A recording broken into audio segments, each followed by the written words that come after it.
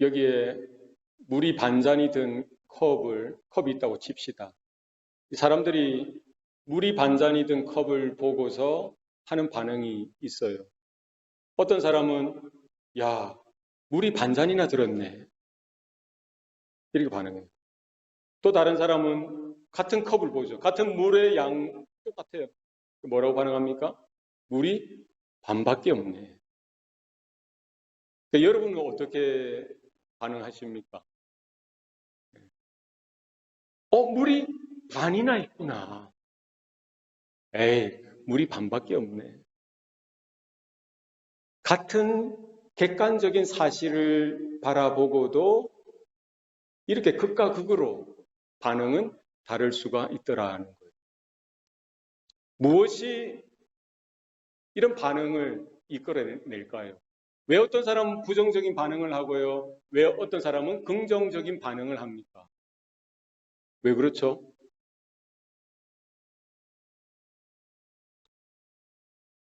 인식이 다르고 보는 법이 다르는 거죠.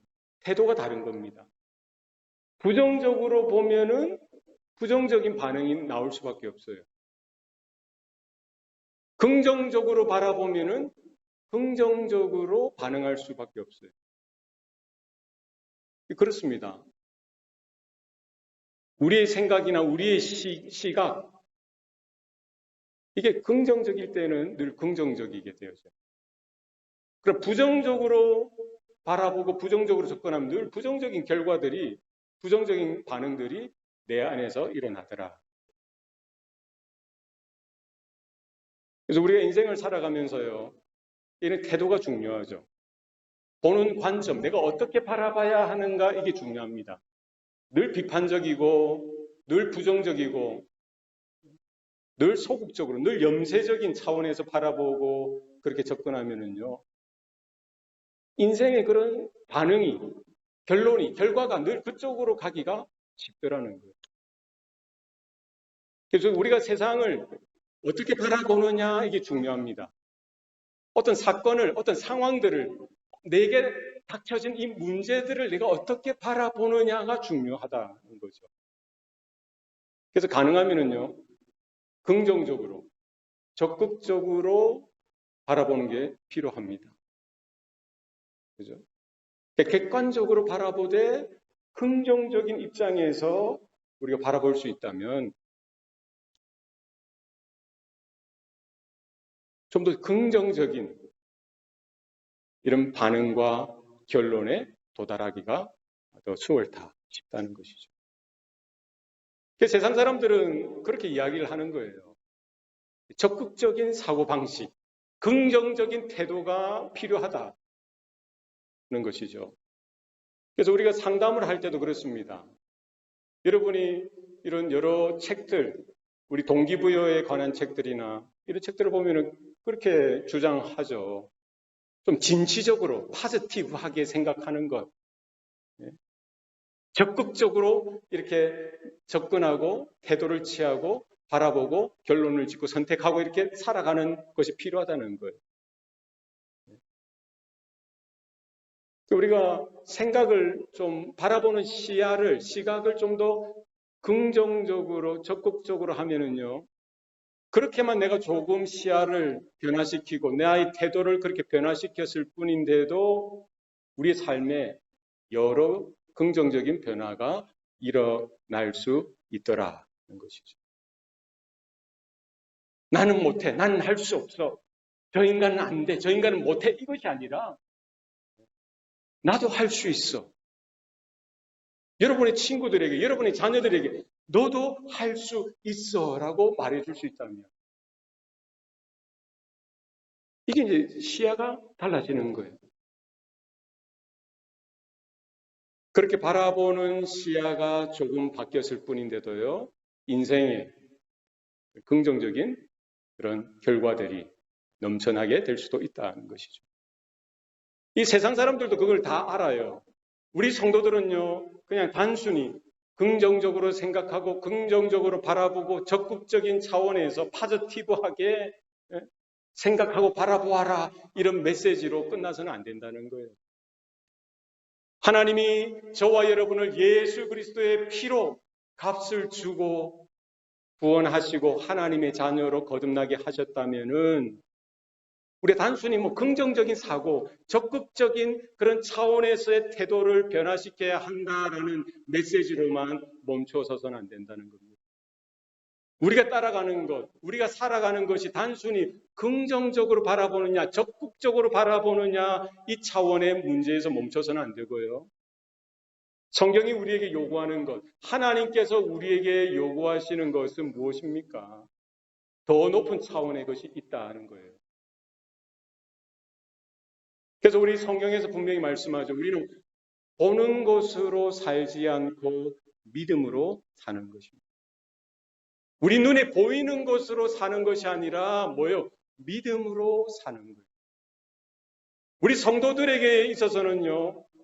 어떤 문제, 어떤 상황, 어떤 일들일지라도 그것이 좋은 일이든 그것이 정말 힘들고 극복하기 힘든 내가 해결할 수 없는 불가능과 같은 그런 문제들이 있을지라도 우리가 바라보이는 것, 눈에 보이는 것이 전부가 아니라 뭐예요? 하나님 우리에게 뭐를 주셨습니까? 믿음을 주셨던 거예요. 그래서 우리는 믿음을 통해서 이런 사물을, 사건을, 환경을 이 세대에 흘러가는 여러 일들을 바라볼 필요가 있는 거예요. 믿음으로 사는 것입니다. 믿음으로 사는 것은 무엇입니까? 하나님의 약속의 말씀을 붙들고 그 약속의 말씀을 통해서 우리의 문제들을 살펴볼 필요가 있더라는 거예요. 하나님께서 나를 어떻게 보고 계시는지, 하나님께서 이 상황들을 어떻게 보고 계시는지, 하나님께서 이 문제를 어떻게 보고 계시는지 하나님의 관점에서 우리가 믿음으로 들여다볼 필요가 있더라는 것이죠. 그래서 우리는 세상 사람들과 다릅니다. 긍정적인, 너무나 행복할 만한 그런 상황들이 펼쳐졌다고 해서 그것이 우리에게 어떤 행복을 보장하는 것이 아니라는 거예요. 하늘이 무너지고 땅이 꺼질 만한 그런 사건 속에 있을지라도 우리는 하나님이 바라보시는 관점이 뭐냐? 하나님이 나에게, 우리 가정에게, 우리 교회를 향하여, 이 세대를 향하여 주신 하나님의 약속의 말씀이 뭐냐? 그 진리를 통해서 우리는 우리 자신을 돌아보고 우리가 닥쳐있는, 우리가 맞닥뜨려 있는 그 문제들을 분명하게 그 실체를 파악해야 할 필요가 있더라는 것입니다. 성도들이라고 하더라도 하나님의 영광을 경험하고요, 하나님의 구원을 경험하고 거듭났고 좀 하나님의 백성이고 하나님의 자녀임에도 불구하고요, 이 믿음을 놓쳐버리면은, 하나님의 약속의 말씀을 놓쳐버리고요, 하나님의 관점을 놓쳐버리면은요, 세상 사람들보다 더 하게 되어지는 거예요. 야, 저 사람이 하나님의 자녀가 맞을까? 저 사람이 진짜 성도가 맞느냐? 저 사람이 진짜 목사가 맞느냐? 저 사람이 진짜 중직자가 맞느냐? 평생 교회 다니는 사람이 맞느냐? 의심, 퀘스천마크, 의심 들 만큼 세상 사람들, 그 에버리지보다 더 못한 그런 삶의 모습으로, 나락으로 떨어질 수도 있더라는 거예요. 오늘 우리가 읽었던 본문이 거기에 대해서 말씀합니다. 오늘 설교의 제목을 뭐라고 했죠, 제가? 설교 제목 뭡니까?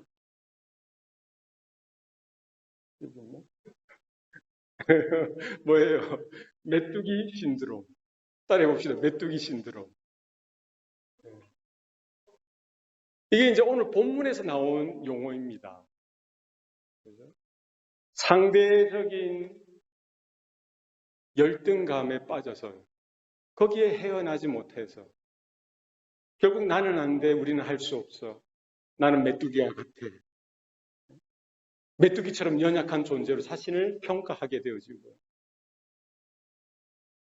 우리는 망할 수밖에 없어. 실패할 수밖에 없어. 패배주의에 그 깊은 나락에 빠져서요.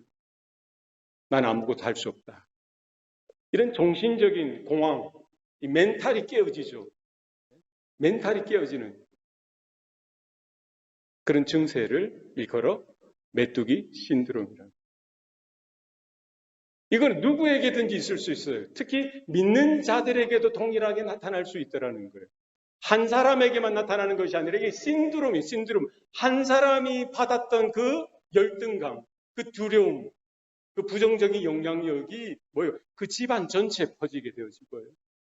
그 교회 전체에도 퍼지게 될 수도 있다는 거죠. 오늘 본문의 이스라엘이 그러했다는 거예요. 하나님께서 분명히 살아계시고요.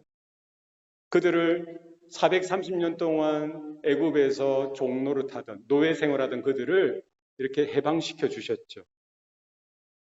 홍해도 건너고 광야길을 지나서 지금까지 온 겁니다. 광야에서 그 200만의 이스라엘이 행군하는데요. 먹을 게 없죠. 그때마다 하나님께서 매일 만나를 나리워 주시고 하늘에서 만나가 떨어지는 거예요. 그걸 주워서 먹으면 되는 거예요. 구워서 먹든 볶아서 먹든 끓여서 먹든 그냥 생걸로 먹든 먹으면 되는 거예요. 하나님께서 먹는 것도 다 공급해 주시고 고기 먹고 싶다니까 메추라기도 하늘에서 바람에 의해서 강풍에 의해서 그들 앞에 떨어지게 하셔서 고기도 먹여주시고 사막이니까 광야이니까 목이 마르죠. 목마르다 이렇게 울부짖으니까 하나님께서 반석에서 생수가 터져 나오게 하셔서 그 200만의 사람들이 먹고 마시고 그 광야에서 전혀 불편함 없이 살아가도록 하셨던 거죠. 지금 2년 동안 한 2년 정도의 시간이 걸렸습니다. 이제 하나님께서 약속하신 가나안 땅 그 초입에 와 있는 거예요. 그 경계 지역에 와 있습니다. 가데스 바네아라는 동네에 와서요. 하나님께서 그 이스라엘의 믿음의 상태가 어떠한지 그들의 믿음을 확인하고 싶은 거예요. 그들이 정말 바라보고 있는 것이 무엇인지를 하나님께서 알고 싶으신 거죠. 그들에게 깨닫게 해 주시기를 원하셨던 거예요. 그래서 모세에게 명령하십니다. 12명의 정탐꾼을 세우라는 거예요. 12지파 중에 한 지파에 한 사람씩. 그래서 12명의 정탐꾼을 세우게 하셨고요.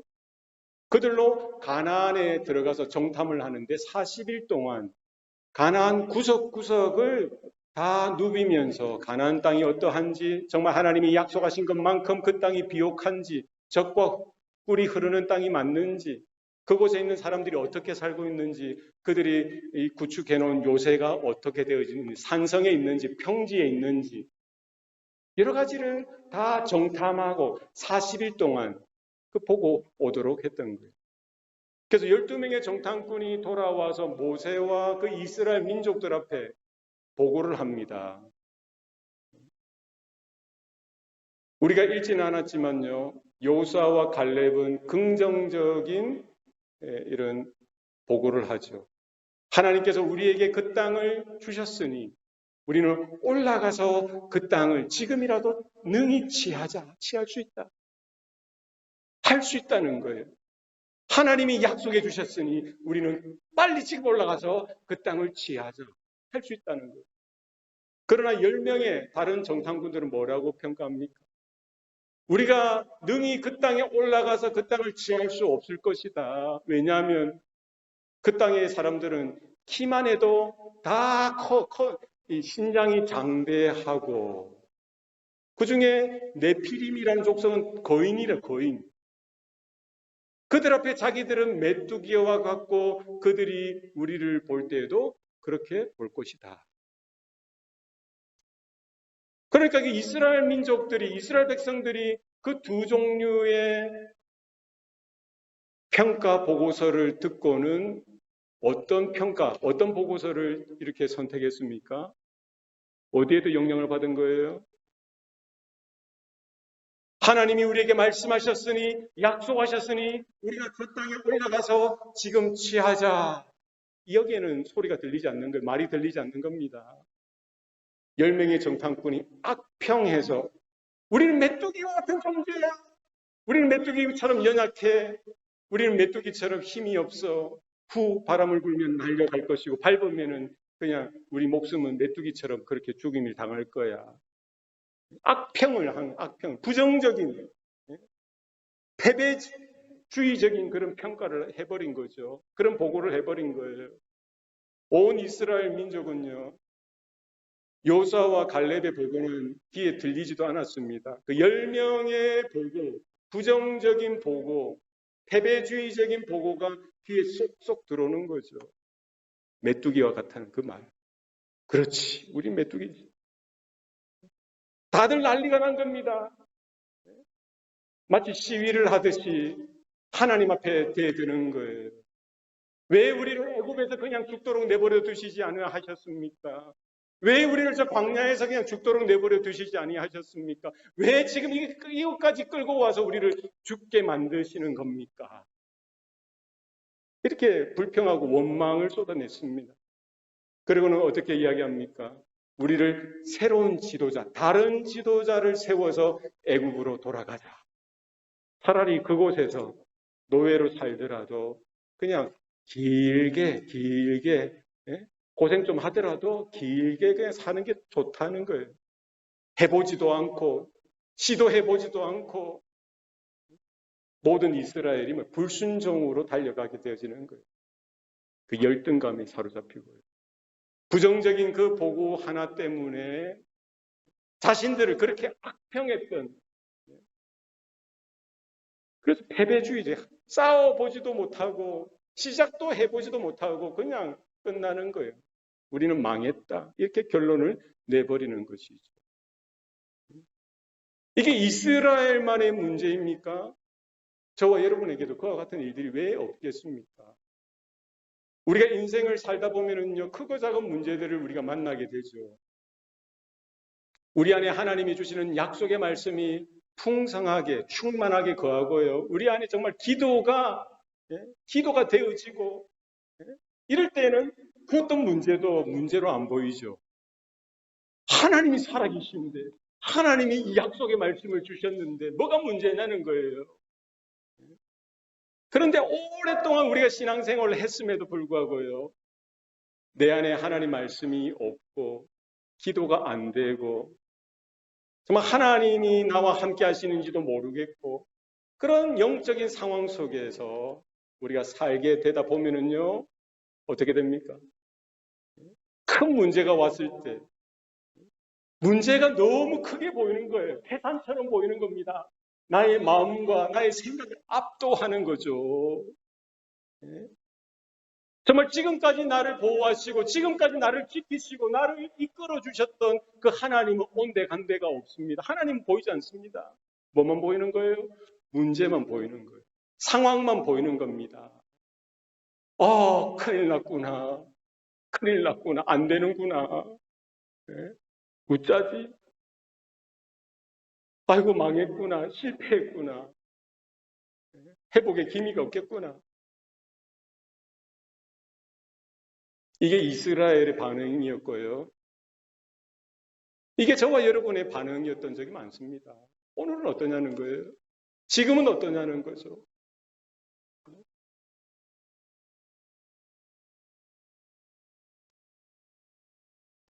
이스라엘이 어떻게 해야 그들이 지금 직면하고 있는 이 메뚜기 신드롬을 극복할 수 있느냐는 거예요.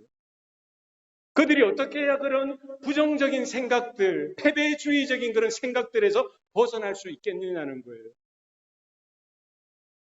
어떻게 해야 우리 안에 늘 언제나 압도하고 있는 나의 생각을 누르고 있는, 억누르고 있는 이 문제들을 우리가 겁내지 아니하고 두려워하지 아니하고 오히려 이 문제들을 이겨나갈 수가 있겠느냐는 거예요. 어떻게 가능하겠습니까? 무엇으로 가능합니까? 그냥 단순히 긍정적으로 바라봐야지, 적극적으로 바라봐야지 한다고 해서 그 문제가 사라집니까? 그렇지가 않다는 거예요. 그것으로 부족하다는 겁니다. 성경에서 이미 결론을 내렸고요. 답을 주었듯이 무엇이 문제였습니까? 가나안 땅에 거인이 많고요. 가나안 땅에 군대가 너무나 세고 그들이 가지고 있는 힘이 막강하다는 그것이 문제가 아니었던 거예요. 진짜 문제는 어디에 있었습니까? 그들 안에 믿음이 소멸되어진 것, 믿음이 부재한 것, 믿음이 없는 게 문제예요. 그게 더 큰 문제죠. 하나님의 약속이 분명히 있었음에도 불구하고 그 하나님의 약속을 의지하지 못했던 거예요.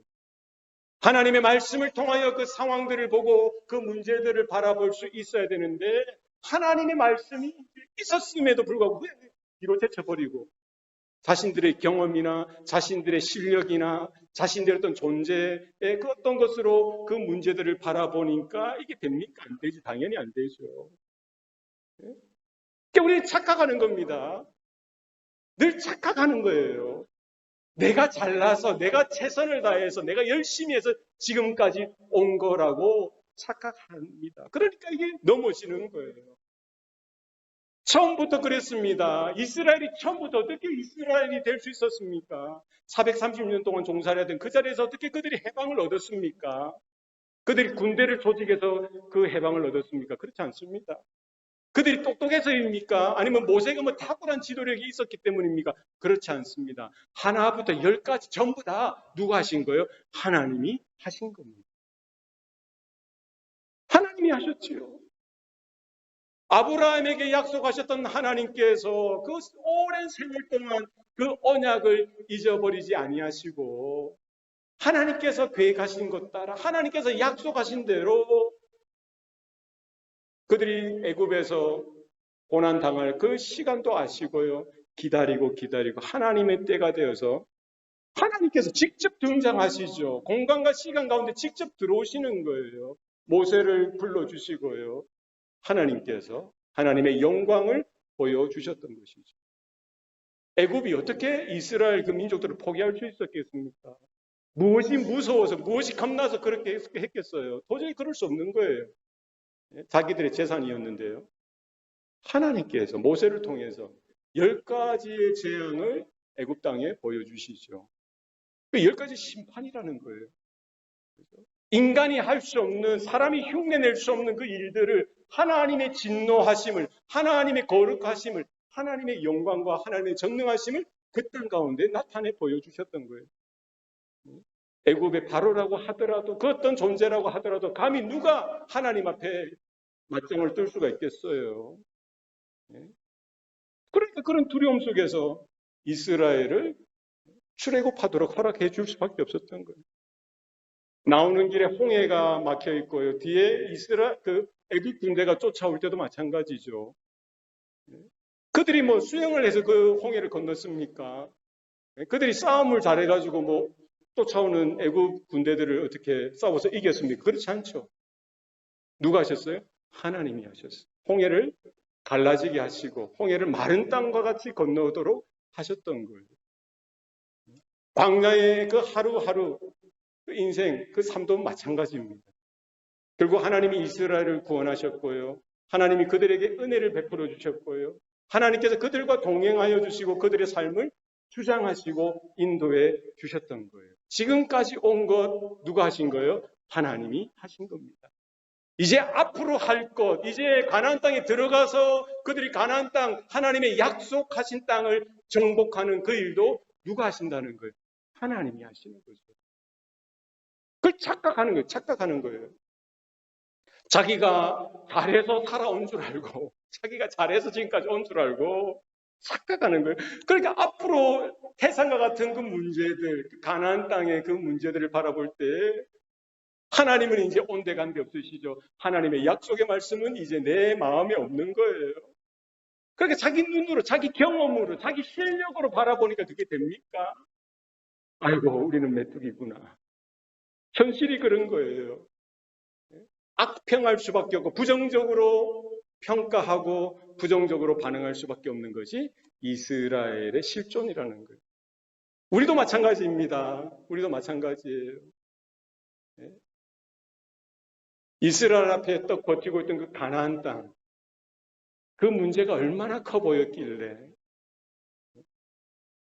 그들의 문제는요, 그 문제 자체만을 바라보는 것으로 결론을 얻으려고 했던 거예요.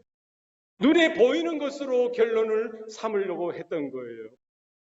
사실은 무엇입니까? 눈에 보이지 아니하시는 하나님을 바라보는, 하나님께서 이미 약속하셨던 그 하나님의 말씀을 붙들고 그 말씀을 통해서 문제들을 바라보아야죠. 그러기 위해서는 이스라엘에게 무엇이 필요했던 거예요? 믿음이 필요한 겁니다. 우리 가운데도 그렇습니다, 여러분. 유학하고 사업하고 여러분이 미지의 미래의 그 일들을 헤쳐나갈 때에도 마찬가지예요. 불쑥불쑥 문제들이 터져 나옵니다. 그걸 우리가 어떻게 대처해야 할까요? 하나님이 여러분에게 주신 그 말씀을 붙드시기 바랍니다. 하나님이 지금도 살아계시고 지금도 여러분의 삶을 너무나도 관심 있게 사랑스럽게 붙들고 계신다는 사실을 여러분 기억하시고요. 하나님이 나를 이 땅에 태어나게 하셨고 내가 이 땅 가운데 그냥 죄 가운데 버려져서 사는, 그래서 죄로 인하여 결국은 망할 수밖에 없는 존재였는데 하나님께서 그분의 독생자 예수 그리스도를 이 땅에 보내주셨고 그분의 보배로운 피로 나에게 인쳐주시고 나의 모든 죄를 덮어주시고 거룩하고 의롭게 깨끗한 존재로 하나님의 자녀로 거듭나게 하셨던 것, 지금까지 이 자리 이 시간까지 오게 하셨던 것 다 하나님이 하셨다는 것. 하나님이 오늘도 나의 상황들을 나보다 더 잘 알고 계시고 나가 괴로워하고 힘들어하는 이 문제들, 나를 괴롭히고 있는 이 상황들이나 어떤 존재들에 대해서도요, 누구 못지않게 하나님이 더 잘 알고 계시는 거예요. 그러면 우리가 그것을 어떻게 바라봐야 됩니까? 하나님을 통해서, 하나님이 바라보시는 관점. 하나님이 결코 나를 포기하지 아니하시고 나를 붙들고 계시고 이 문제 속에서도 하나님이, 내가 하나님을 찾고 부르짖을 때 하나님이 나를 건져주시고 나를 일으켜주시고 이 모든 나의 패배주의적인 생각들, 부정적인 생각들, 메뚜기 신드롬과 같은 이 문제들, 내 마음의 병, 이 질병이죠. 이것도 다 극복할 수 있도록 하나님께서 이루어 가실 줄로 믿습니다. 하나님이 하십니다. 예수님께서 이런 말씀하셨어요. 믿는 자에게는 능치 못할 일이 없느니라.